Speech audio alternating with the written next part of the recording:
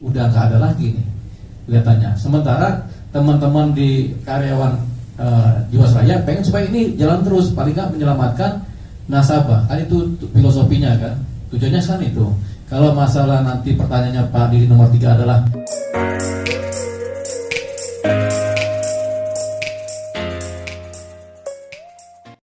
menyampaikan beberapa hal ya. Yang pertama bahwa manajemen Jiwasraya dalam hal ini akan melakukan rasionalisasi kepada seluruh pegawai Jiwasraya, yaitu dengan cara melayoff-kan atau melakukan PHK dengan beberapa tahapan di dalam tahun 2023. Yang selanjutnya langkah melayoff-kan ini juga disampaikan selanjutnya akan diteruskan dengan menutup Jiwasraya sendiri. Jadi memang di kami itu KPI dari manajemen adalah untuk mengclosingkan atau mengkosongkan Jiwasraya, teman-teman.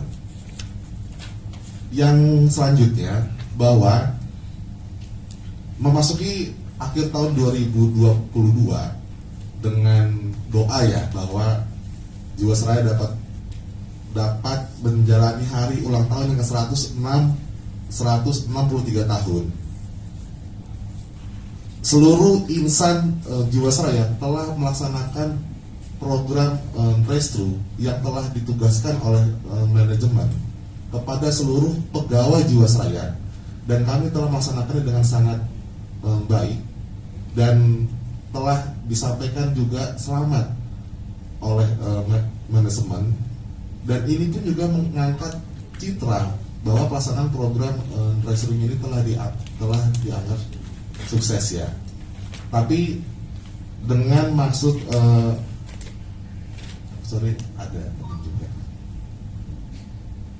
dengan maksud rasionalisasi yang mau dilakukan di start di tahun 2023 ini juga sangat mengancam kelangsungan nasib para pegawai Jiwasraya dan familinya ya.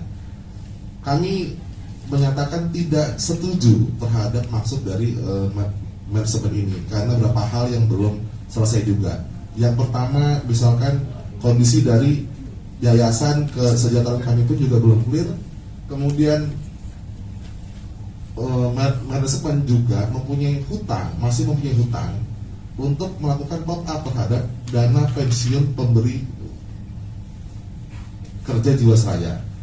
Selanjutnya yang ketiga, bahwa di era tahun 2021 sampai dengan awal tahun 2022, sebagian pegawai Jiwasraya telah diberikan kelangsungan pekerjaan dengan mendapatkan kesempatan bekerja di perusahaan asuransi yang baru. Tapi pada kenyataannya, kami yang masih loyal sampai dengan hari ini dengan melaksanakan seluruh tugas dengan sangat baik ya, kami dihadapkan dengan kenyataan akan diberhentikan. Jadi secara review hal-hal tersebut yang ingin kami sampaikan kepada teman-teman semua. Ya, Ketua Umum SD Bang David. Ya, pada prinsipnya ketika proses restrukturisasi ini dilakukan, bahwa proses restru ini tidak memikirkan bagaimana nanti karyawan akan diapakan. Sehingga ketika program restrukturisasi di mana pemegang polis sudah melakukan restrukturisasi, maka ketika proses pengalihan portofolio atau polis dari Jiwasraya kepada Agilab itu harus diikuti dengan pengalihan aset. Hanya tadi sudah disampaikan oleh Bang Dioliva bahwa prosesnya kita tidak tahu secara legalitasnya bagaimana. Nah, ketika proses aset ini dipindahkan, maka untuk karyawan itu belum dipikirkan bagaimana nanti akhirnya. Sehingga ketika tadi sudah disampaikan oleh Bang David selaku Ketua Umum bahwa sebetulnya karyawan dijanjikan untuk berpindah kepada perusahaan baru namanya AFG Lab, di mana prosesnya adalah mengundurkan diri secara sukarela. bukan istilahnya diberhentikan oleh perusahaan, sehingga secara hak itu tidak sepenuhnya sebagaimana orang diberhentikan oleh perusahaan. Nah, ketika proses migrasi yang harusnya saat ini dari 189 orang, itu 100 orang bersedia untuk ikut migrasi. Namun kemarin ketika diinformasikan oleh manajemen bahwa proses migrasi tidak bisa dilanjutkan, sehubungan perusahaan baru AEG Lab sudah tidak menerima lagi karyawan dari PT Asuransi Jiwasraya, dan dengan alasan ketidakmampuan perusahaan masalah keuangan. Tetapi di satu sisi direksi masih menerima kenaikan gaji, masih menerima bonus dari Kementerian BUMN selaku pemegang saham, sehingga ini kami melihat ketidakadilan. Dan maka kemarin di awal November disampaikan akan adanya program rasionalisasi atau PHK secara sepihak oleh perusahaan.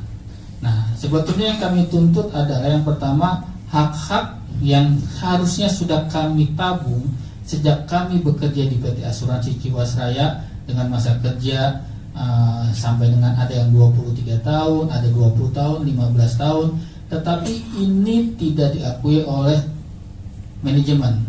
Manajemen hanya menginginkan bahwa manfaat itu adalah ketika di PHK adalah harus mengundurkan diri. Jadi manfaat pengunduran diri yang akan diberikan oleh manajemen, khususnya direksi. Dan kami meminta bahwa kami sebetulnya tidak ingin di PHK. Kami hanya minta kami tetap bisa bekerja untuk kelangsungan keluarga kami. Sehingga kalau kami harus di PHK, maka harus ada kompensasi kepada kelangsungan kami setelah kami di PHK.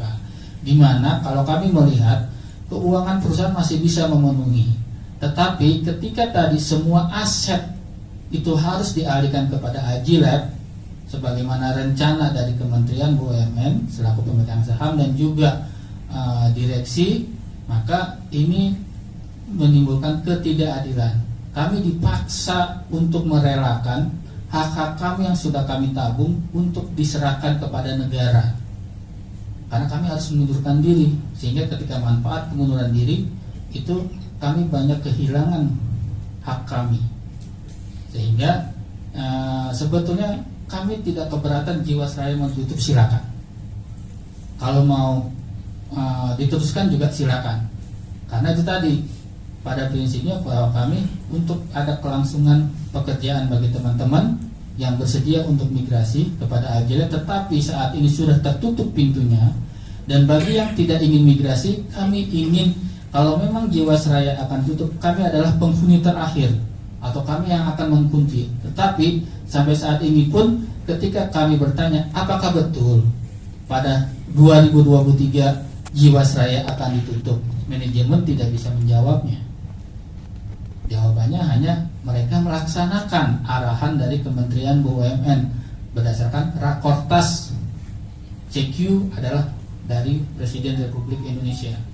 Jadi sangat disayangkan kalau direksi yang digaji sangat tinggi oleh negara hanya bisa sebagai pelaksana, tidak bisa melakukan manajemen pengelolaan khususnya dalam keuangan Jiwasraya, di mana apakah harus seluruh aset itu dipindahkan kepada perusahaan baru AEG Lab, sementara masih ada karyawan, masih ada kewajiban tadi disampaikan oleh Bang David selaku Ketua Umum bahwa masih ada kewajiban direksi selaku pendiri di dana pensiun, yang mana itu tidak dilakukan indikasinya sejak 2018. Jumlahnya cukup signifikan, yaitu hampir 300 sampai 400 miliar. Sehingga di sini juga bergantung nasib pensiunan PT Asuransi Jiwasraya yang jumlahnya hampir 2.800 yang terancam tidak lagi menerima manfaat pensiun ketika nanti kewajiban ini tidak dibayarkan oleh pendiri atau direksi kepada dana pensiun. Sehingga kalau misalnya satu pensiun masih menanggung mungkin 2 atau 3, berarti kalau 2.800 hampir mungkin 9.000 orang akan tidak memperoleh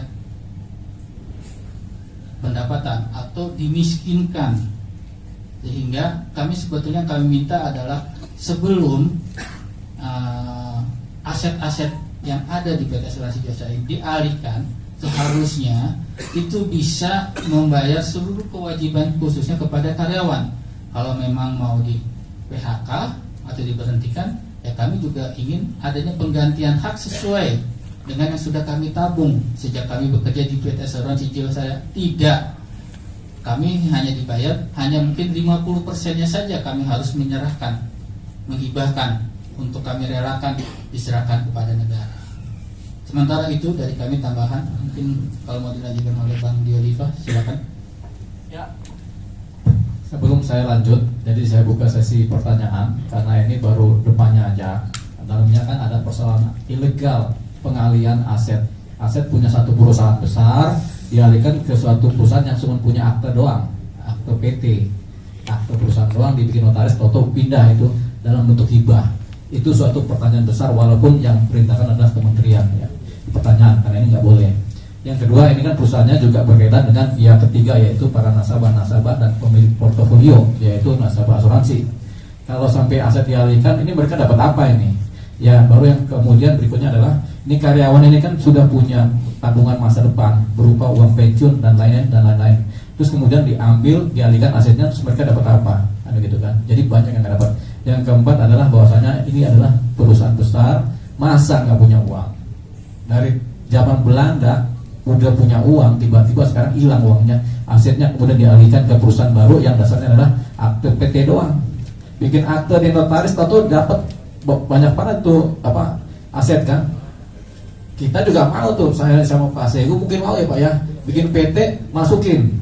Cuman ini Bang Novel ada nggak di sini? Oh, ada ya. Jadi nanti ini akan jadi pertanyaan, tapi kita bahas.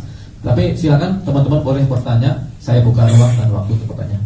Transparansi apa yang terjadi dan kemudian bagaimana mekanismenya penyelesaiannya yang dilakukan oleh manajemen dalam hal ini direksi ya. Kok tiba-tiba mereka bikin PT baru dengan menteri, kemudian semua aset dialihkan ke PT baru yang ada hubungannya dengan Jiwasraya juga. Ya, silakan Pak. Baik Pak.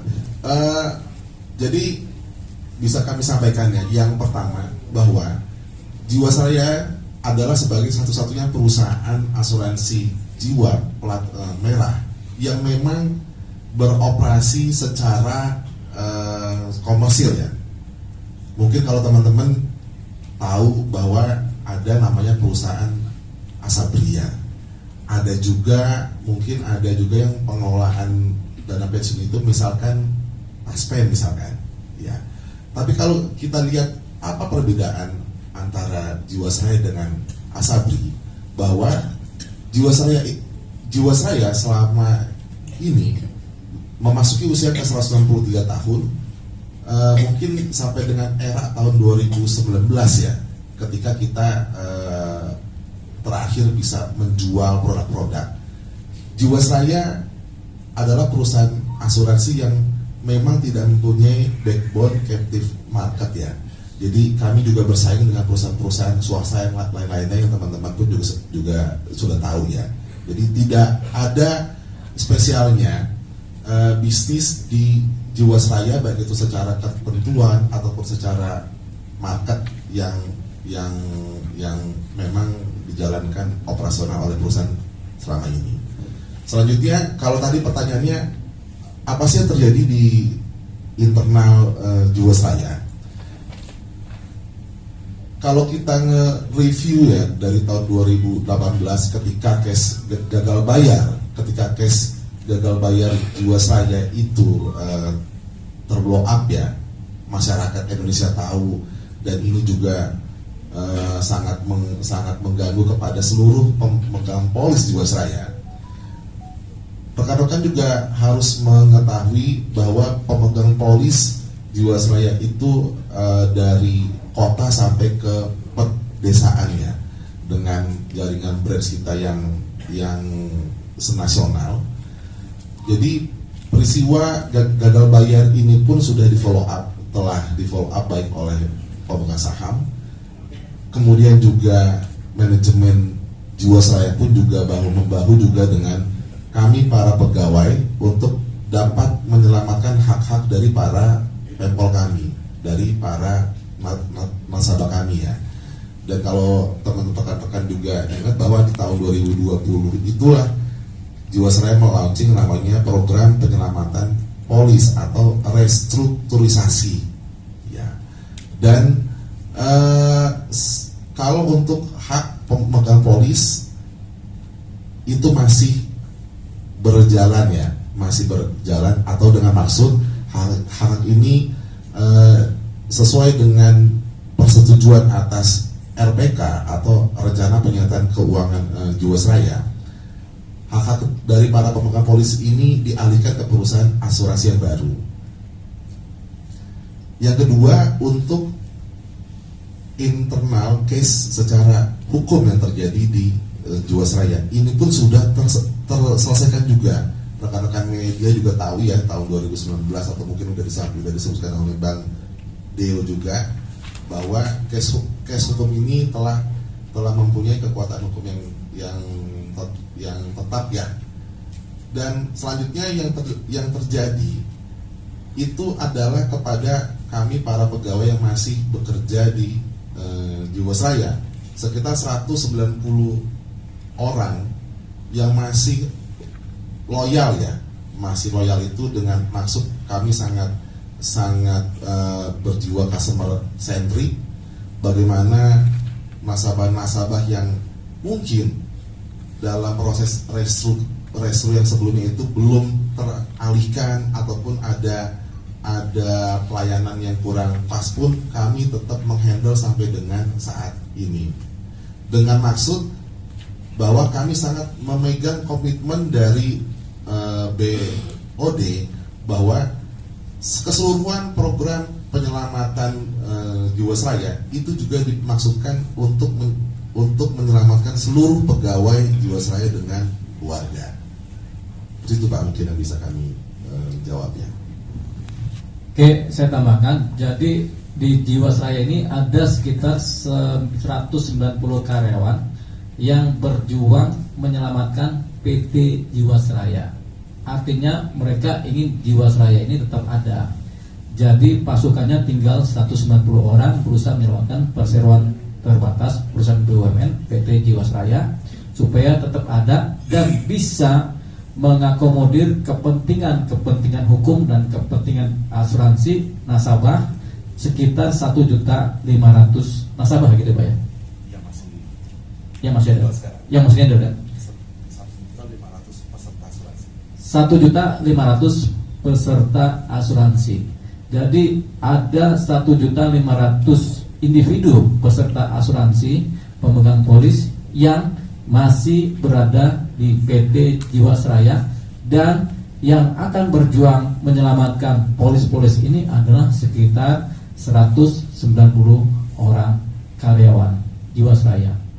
Mereka berjuang jangan sampai Jiwasraya ini ditutup, jangan sampai kemudian terjadi kekacauan karena persoalan polis dari masyarakat, atau jangan sampai pemegang polis yang 1.500.000 orang ini dirugikan oleh negara. Jadi ini perjuangannya mereka 192 karyawan, ditambah lagi perjuangan saya selaku kuasa hukumnya dari para karyawan ini yang 190 orang ya Bang ya, supaya nanti Jiwasraya terselamatkan. Nah, yang akan membantu perjuangan ini tentunya adalah teman-teman media massa, media online akan bantu berjuang supaya yang legend ini jangan sampai mati hanya karena kepentingan sesat atau hanya karena kepentingan bisnis dari negara. Percayalah, negara kita sebenarnya uangnya banyak, cuman banyak dikorup. Nah, cuman saya nggak bahas di sini. Yang nggak bisa korup ya kita ini yang ada di sini, banyak kan. Ya, karena kita orang swasta semua kan. Sementara negara ini oknum kebanyakan ya. Jadi 190 orang karyawan Jiwasraya berusaha menyelamatkan polis dari pemegang polis, yaitu 1.500.000 orang nasabah seluruh Indonesia, dan mereka berjuang untuk itu, dan harapannya kita berjuang membantu teman-teman yang di dalam untuk supaya bisa menyelamatkan Jiwasraya. Oke, ada pertanyaan lanjutan?